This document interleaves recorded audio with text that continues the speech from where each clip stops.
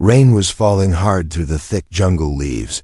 The trees were tall, twisting like claws in the sky. Dark clouds covered the sun, and the whole world looked gray and wet. The jungle was full of strange sounds, chirps, hisses, clicks, but then something else came, a growl, low and sharp. Then another, louder this time. It didn't sound like any animal the human had ever heard. His name was Jace. He was a scavenger. He came to this planet looking for broken tech and old ruins to sell. But this place, this jungle, was not in his original plan. He had crashed here after a storm damaged his shuttle.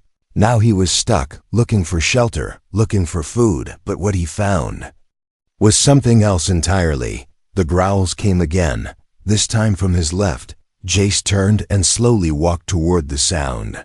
He pushed through vines and thick bushes, stepping over glowing mushrooms and soft moss. His boots made no sound on the wet ground, and then he saw it. A building, half covered by trees and time. It was old, made of dark alien metal. Parts of it were broken, walls cracked, lights flickering inside like dying stars.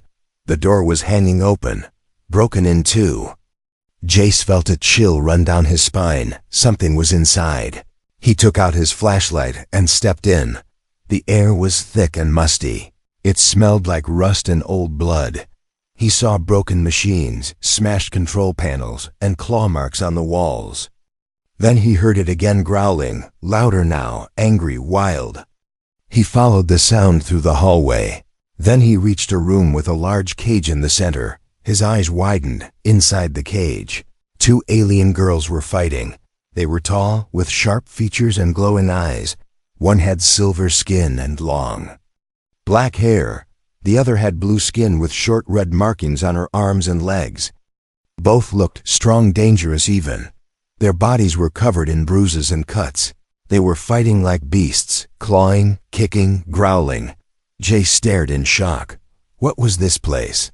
Why were these girls locked in here like animals? Then suddenly, both girls stopped. They froze in place, breathing hard and slowly. Both turned to look at him. Jace felt his heart stop. Their eyes locked on him. The silver one tilted her head. The blue one bared her teeth, but neither moved. He raised his hands slowly. "I'm not here to hurt you," he whispered. But of course they didn't understand him, or did they? They looked at each other, then back at him. Then they moved to the front of the cage, not to attack, but to reach for him. Their fingers stretched out through the bars, not clawing, not scratching, just reaching. Jace looked at the lock. It was broken, but still holding the door shut. He didn't know if he should open it. What if they attacked him? What if they were put here for a reason? But something inside him said no, this wasn't right. These girls were not monsters, they were prisoners. And they had been fighting to survive, not for fun. Jace took a deep breath. He reached into his bag and pulled out a small plasma cutter. He walked slowly to the lock and pointed the tool. The girls didn't move, they just watched. He activated it. Sparks flew. The lock sizzled and fell to the ground. The cage door creaked open. For a moment, everything was still. Then the blue girl stepped out. She looked at Jace with wide eyes.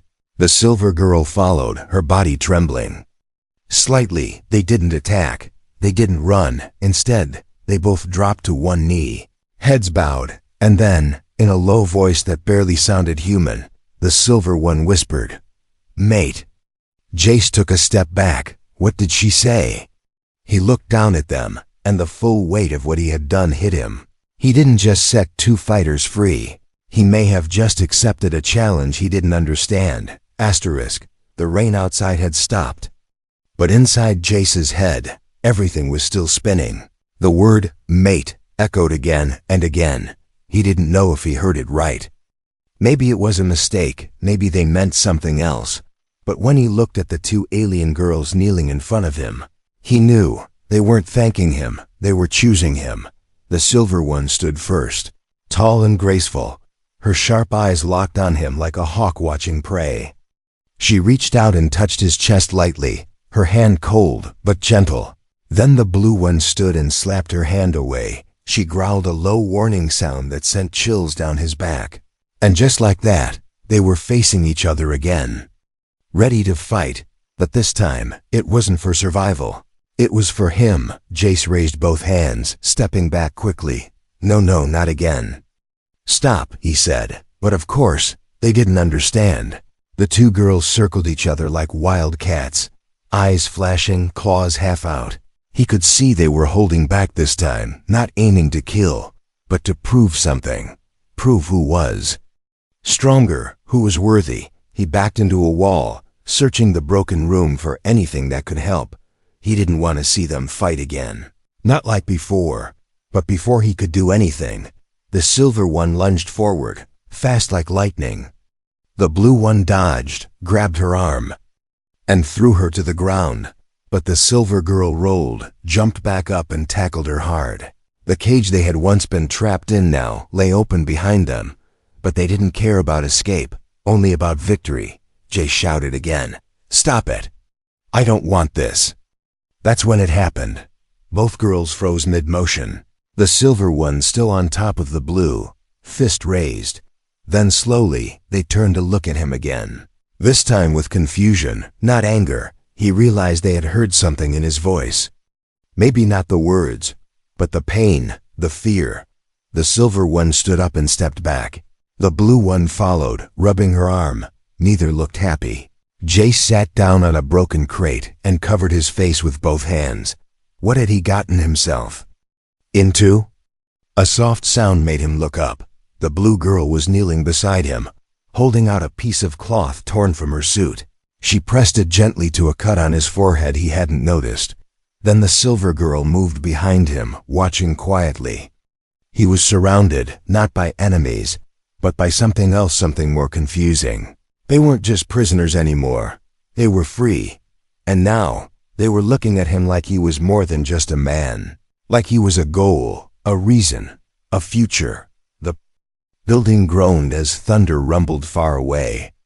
Lights flickered again, and somewhere deep in the lab, a metal door slammed shut. Jay stood up quickly, grabbing his bag. "We need to leave," he said, even if they couldn't understand. He made a walking motion with his fingers, pointed to the exit. The girls looked at each other, then at him, then both nodded. He walked out of the broken lab into the damp jungle air. The sky was still gray, but clearer now. Behind him, the two alien girls followed closely, one on his left, one on his right. Their heads stayed high, eyes scanning the trees for threats. Jace didn't know their names, didn't know where they came from, but they were already acting like bodyguards, or more than that. He stopped under a tree and turned to face them. "I'm not your mate," he said softly. The silver girl tilted her head again. The blue one blinked slowly, then said something in her language, short, sharp, full of meaning. He didn't understand the words, but the tone was clear. She pointed at herself, then at the silver one, then at him. Then she clenched her fist and placed it over her heart. Jace felt a chill, not from the cold, but from something deeper. These weren't just escaped lab projects. They were made for war, trained for battle, and now, for reasons he didn't understand, they had chosen him. Thunder rolled again in the distance, and Jace knew something had changed the moment he opened that cage. He didn't just save them. He had become something far more dangerous, a prize, and the fight for him had only just begun. Jace didn't sleep that night. He sat near a fire made from broken tech scraps and jungle wood. The alien girls didn't sleep either.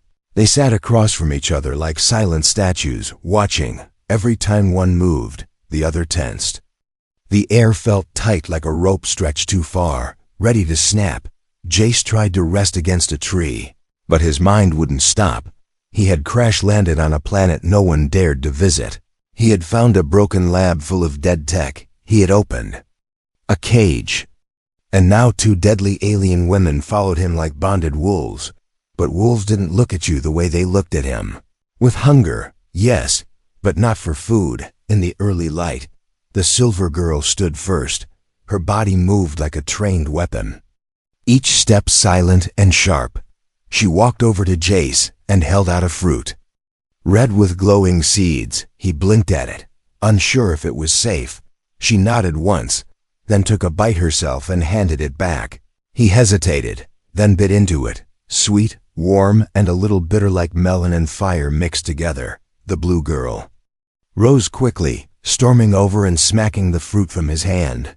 She growled, eyes glowing brighter. The silver girl growled back, louder, and in a blink, they were circling each other again, muscles tight, fists half raised. Jay stood fast and shouted, "Stop!" They froze again, as if his voice had pulled a rope around them both. He could feel it now, something ancient, built into their blood. Not just training, not just instincts. A code, maybe. Obey the one who frees. Obey the one who proves worth. But what if he didn't want obedience? What if he just wanted peace? He turned away and walked toward the nearby cliffside. The planet below stretched in every direction, trees like oceans, cliffs like scars in the earth. Behind him, soft footsteps followed, one from the left, one from the right. They wouldn't leave him alone, not now, maybe not ever. He reached the edge and looked down. That's when he saw something move far below. A glint of metal, a flash of red light, a small ship, no, a drone. He ducked back quickly and signaled the girls to stay low. To his surprise, they obeyed without question. He peered again and watched the drone fly slowly over the jungle. It wasn't native. It wasn't broken tech either. It was fresh, active, alive, hunting. Someone was looking for something. Or someone. Jace's heart dropped. They must be looking for the girls, or worse, him. He turned to them and pointed at the sky. Then at the drone. Then at the jungle. The silver girl's face darkened. The blue girl sniffed the air and hissed. They knew what it was. They had been hunted before. Jace whispered, "We have to move." He pointed south, toward deeper jungle, where the cliffs turned into dark caves. They followed without a word. They didn't ask questions. Not with words, but their eyes were full of fire again, this time not at each other, but at the danger coming from above. As they moved, the jungle grew thicker. The sounds around them changed. No more birds, no more hums. Even the wind was quiet. The deeper they went, the older the trees became. And soon, they found a cave. Wide and deep, hidden behind stone and moss. Inside, it was cold and dark, but safe for now. They set up camp again. Jace checked his tools. His tracker, his energy packs, all were low. He looked up at the two girls, sitting quietly near the cave wall.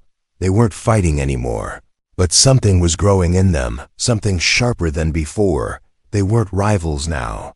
They were soldiers waiting for the next war. And Jace was in the middle of it, not as a leader, not even as prey, but as the prize that could change everything. And above the jungle, the drone turned silently and began sending a signal, a pulse of red light flashing into the clouds, calling someone closer, someone who wasn't coming to help, but to reclaim what was once theirs. The cave smelled of whetstone and forgotten time. Jace sat with his back against the wall, his fingers brushing over a strange mark carved into the rock. It didn't look natural.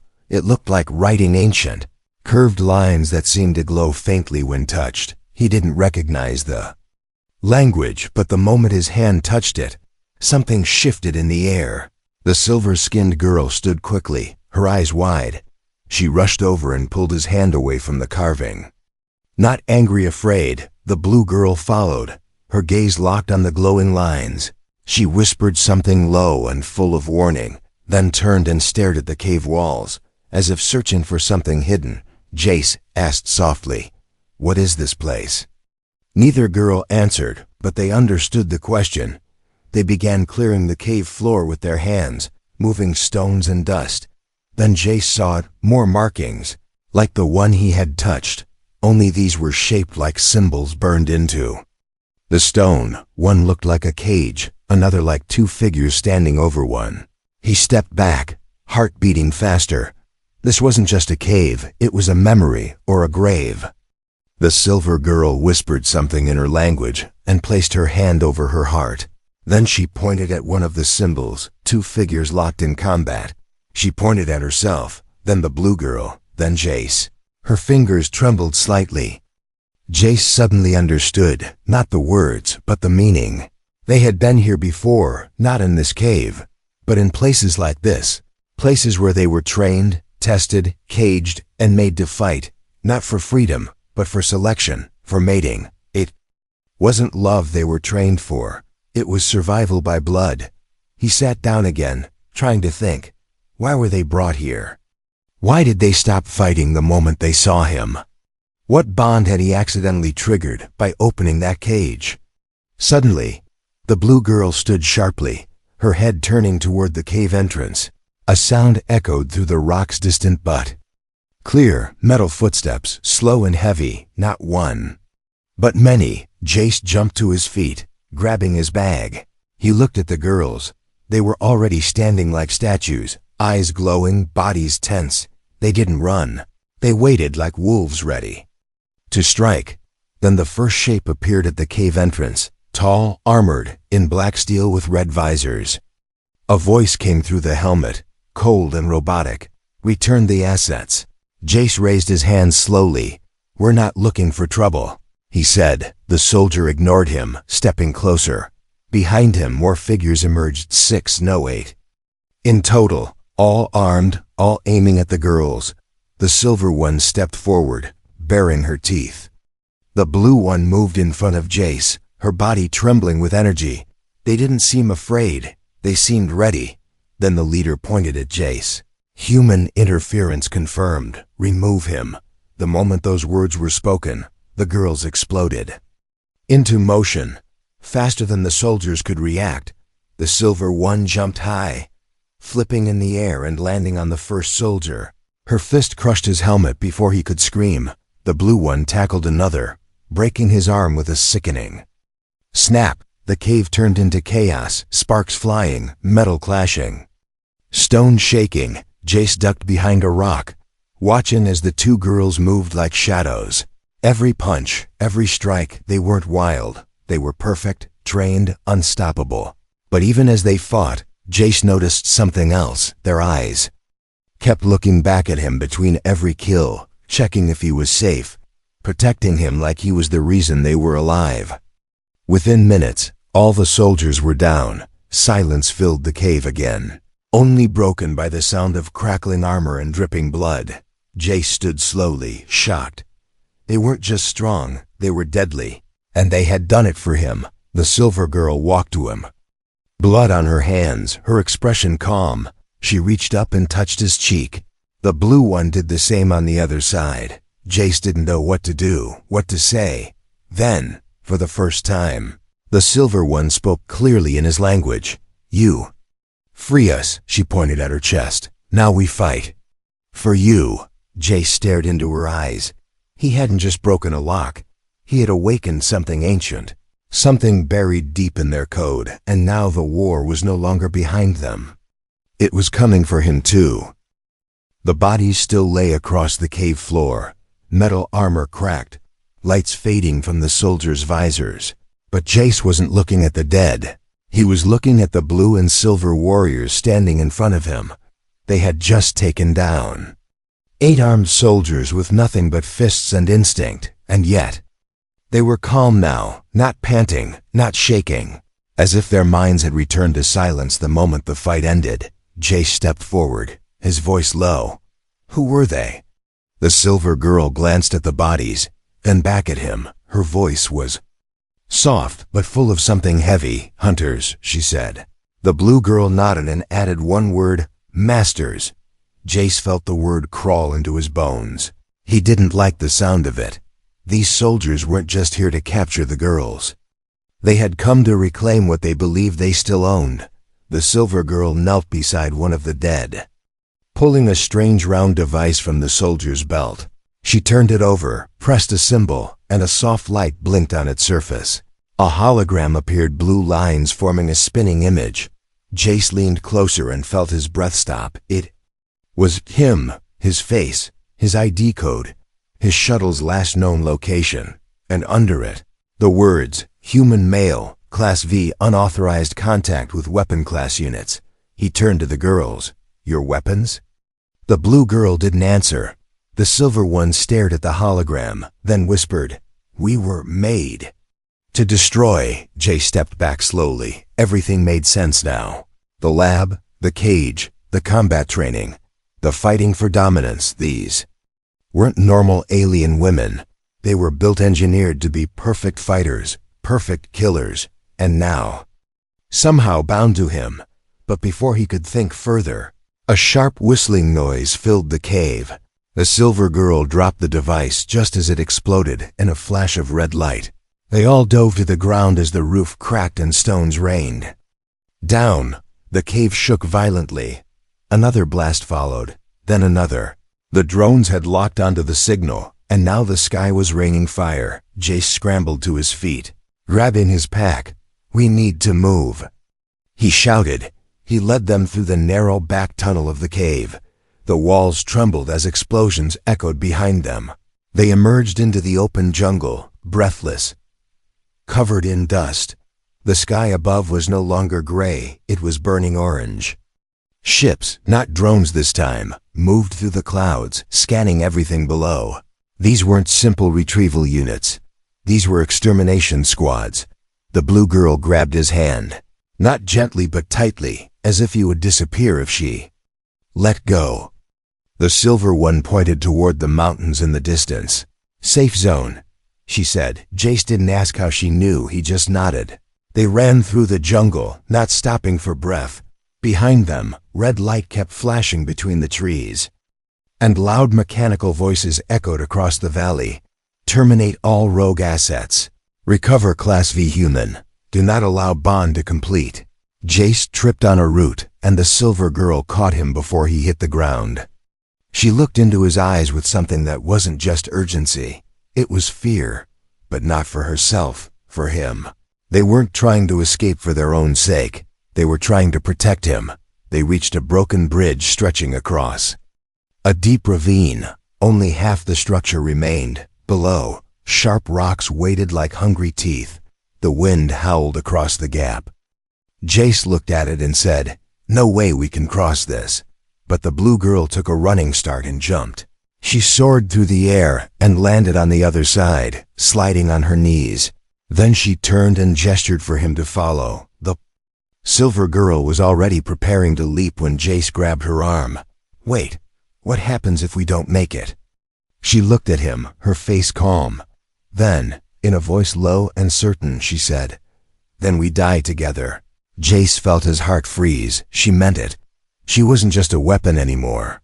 She had chosen something else, someone else. He took a breath, backed up and ran forward. The moment his feet left the edge, time slowed. The jungle, the fire, the war above it all faded. He flew through the air, hands outstretched, and just before he fell short, the blue girl caught him. She pulled him to safety, both of them landing hard. The silver one followed a second later, rolling into a crouch behind them. The jungle lit up as another explosion swallowed the path they had taken.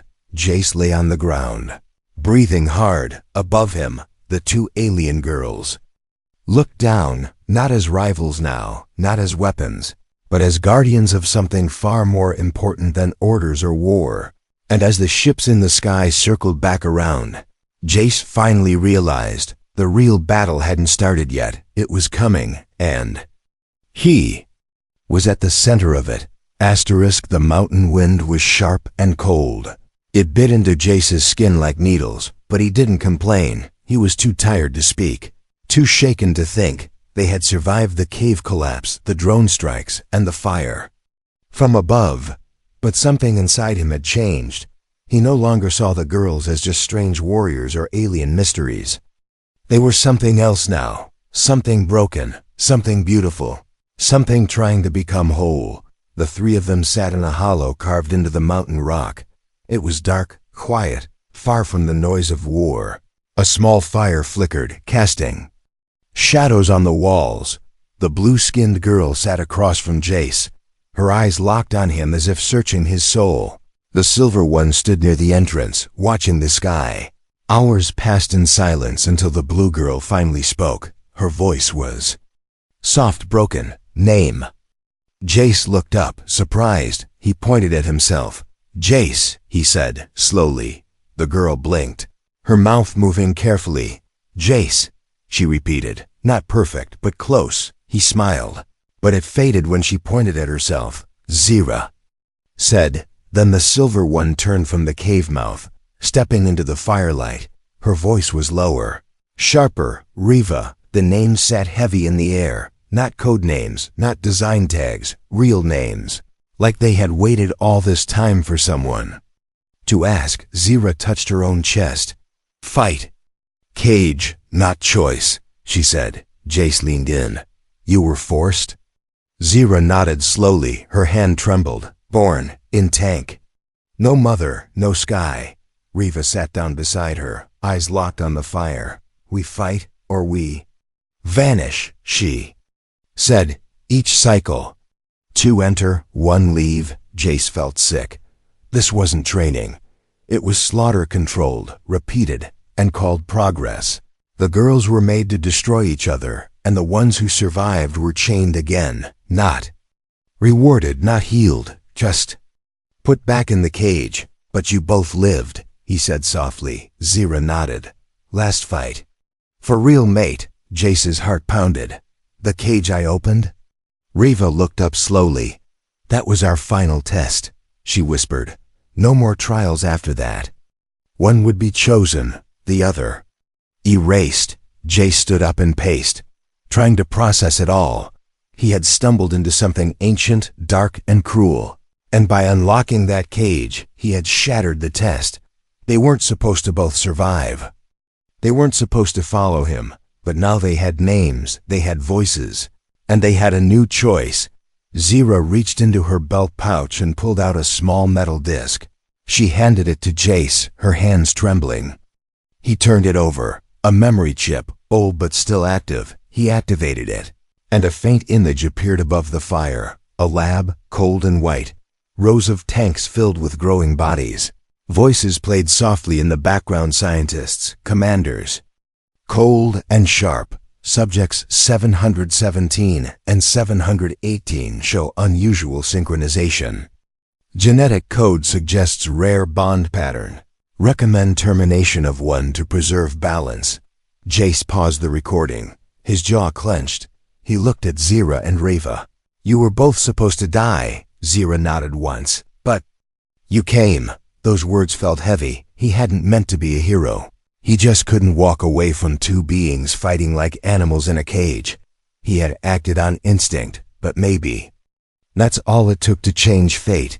Riva stepped forward and looked into his eyes. No more cages, she said. No more masters. Zira placed her hand over Jace's heart. Only choice, she whispered. Jace didn't know what to say. They weren't fighting each other anymore. They were fighting for something else. Something bigger than blood. Bigger than programming. Him, yes, but not as a prize, as a path, as a reason. Far above them, hidden behind clouds, red lights blinked again. Another ship had arrived. But this one was different. Larger, heavier, and carrying more than soldiers. The old system was coming to reclaim its property, but it didn't know that. Property had grown a voice, and chosen its own future. The storm was not over. It had only just begun. The mountain was quiet before the sky broke open. Lightning cracked through the clouds like angry veins. The wind howled down the cliffs as if warning them. This was the final calm. Jace stood on the ledge, looking up at the massive shape descending. Through the sky, not a drone, not a scout, a command ship. Black and wide like a floating fortress. Zira and Riva stood beside him, shoulders straight, eyes locked on the storm. They didn't shake. They didn't flinch. They were ready, not as rivals now, but as something new, as sisters, as warriors who had chosen their own path. Jace placed the small memory disk into the transmitter he had found in the old lab. If this worked, it would send the truth across. Nearby systems, footage of the cages, the training, the broken lives, everything the world above tried to hide, but the signal needed power. And the command ship above was already jamming the sky. He turned to Zira. If we boost the signal from the mountaintop, it'll go through. She nodded, no questions. Reva touched his shoulder. We hold them back. The first drop pods crashed into the mountain ground like falling stars. Metal claws opened, and soldiers stepped out more than before. Dozens, maybe hundreds. Their helmets flashed red. No talking this time, only one message in their system. Terminate all rogue assets. Jace ran toward the old power tower built into the rocks. Half buried by time, Zira and Reva turned and faced the coming storm. Their movements were smooth, perfect, deadly. They didn't run, they advanced. The first wave of soldiers raised their weapons. Zira rolled low and struck fast. Her fist dented armor and snapped bones. Reva leapt over a soldier's head and landed with both feet, cracking the stone. They fought like fire and ice, one fast and wild, the other cold and sharp. But they weren't just fighting. They were protecting something more than themselves. Jace reached the top of the tower, slammed the transmitter into place. He rewired old circuits, sparks burning his fingers. Above, the command ship sent down more pods. Time was running out. Zira screamed loud and wild as she crashed into a squad of enemies. Her arm was bleeding. Now her body bruised, but she didn't stop. Reva stood over her, covering her back with precision and silence. Jace activated the final switch. The transmitter lit up with a deep blue glow. A low hum spread through the mountain like a heartbeat. Then, silence, followed by a sharp ping. The signal shot upward, breaking through the clouds. On nearby outposts, terminals flickered to life. Screens showed the memory files, cages, tests, faces of girls like Zira and Reva, voices of pain, of control. Then one last image, Jace unlocking the cage, and two girls walking free, back on the mountain. The command ship turned. Its lights changed from red to yellow, not because of mercy, but because it knew. The truth was out now. No more hiding, no more control. Jace ran back down the slope, sliding through dust and debris. He found Zira on one knee, her breath heavy, armor cracked. Reva had taken a hit to the shoulder, but was still standing. They turned to him. He nodded. It's done. Zira smiled, just a little, then collapsed. Jace caught her, holding her head gently. Her voice was weak. No more cage. He nodded, his throat tight. No more cage. Reva knelt beside them, and for the first time there were tears in her eyes. They weren't built to cry, but they had learned how. The storm passed. The enemy ship turned and pulled back. The soldiers stopped moving, waiting for new orders that would never come. And in the silence that followed, a new story began. Jace buried the transmitter under a stone, carved one word into it: free. He looked at Zira and Reva. They weren't his weapons. They weren't his prizes. They were his people. And somewhere across the stars, more would rise, more cages would open. And when they did, they would remember who started it. A man who shared no blood with them, who came from nowhere, and chose to fight for their freedom, not because he had to, but because no one else would. And that was how the war ended, not with fire, but with choice.